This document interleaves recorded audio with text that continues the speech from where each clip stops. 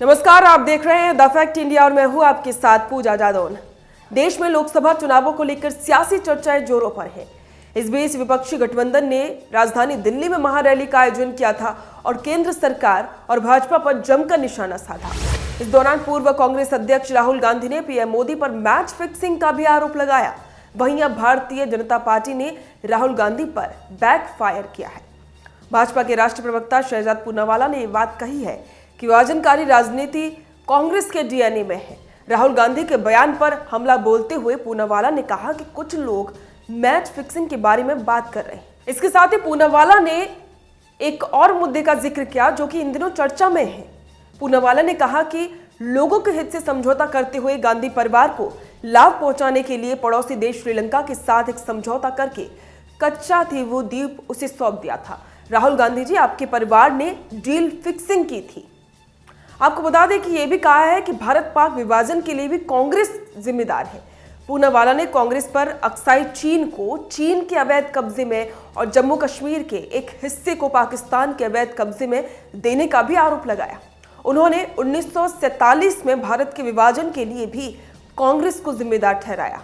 उन्होंने कहा कि विभाजनकारी राजनीति करने वाली कांग्रेस ने 1947 में भी धर्म के आधार पर देश के विभाजन और जम्मू कश्मीर के एक हिस्से को पाकिस्तान के कब्जे में छोड़ने में भी संकोच नहीं किया था। उन्होंने एक डील फिक्सिंग की थी। द्रमुक के साथ मिलकर अंग्रेजों की नीति पर कांग्रेस चल रही है, ऐसी बात उन्होंने कही है। पूनावाला ने कहा कि गांधी परिवार के लोग दक्षिण में अपने सहयोगी के साथ मिलकर अंग्रेजों की फूट डालो और राज करो की नीति का पालन कर रहे हैं। वे वहां उत्तर दक्षिण विभाजन पैदा करने की अपनी साजिश में लगे हैं। वे देश को जाति और भाषा के आधार पर विभाजित करने की बात करते हैं। देश के साथ गद्दारी, राष्ट्रीय हित के साथ समझौता, विभाजनकारी नीतियां कांग्रेस की डीएनए का हिस्सा रही हैं। आपको बता दें कि यह भी बात कही है कि कांग्रेस ने हमेशा गांधी परिवार के हित और अपनी महत्वाकांक्षाओं को राष्ट्रीय हित के ऊपर रखा है।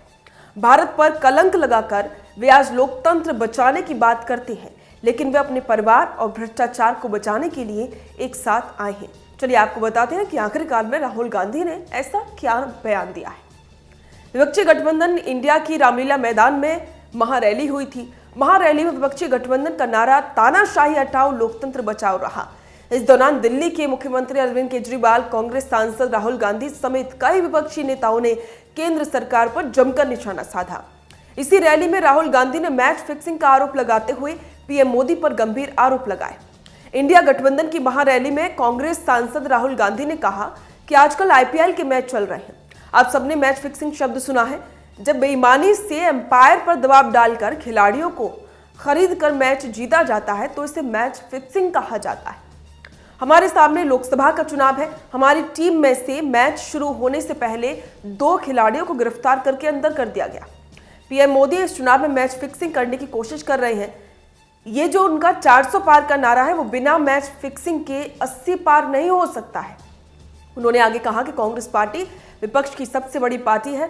हमारे सभी बैंक अकाउंट बंद कर दिए गए हैं। चुनाव के बीच में देश की सबसे बड़ी विपक्षी पार्टी के बैंक अकाउंट बंद किए गए। हमारे सारे संसाधनों को बंद कर दिया गया। ये कैसा चुनाव हो रहा है? नेताओं को जेल में डाला जाता है। ये मैच फिक्सिंग करने की कोशिश की जा रही है। ये मैच फिक्सिंग पीएम मोदी और हिंदुस्तान के 3-4 सबसे बड़े अरबपति मिलकर कर रही हैं। और इसके साथ ही राहुल गांधी ने यह भी कहा कि इनका एक ही लक्ष्य है और वो है मैच फिक्सिंग। तो राहुल गांधी के इस बयान पर आपके विचार हमारे साथ जरूर साझा करें और बने रहें द फैक्ट इंडिया के साथ।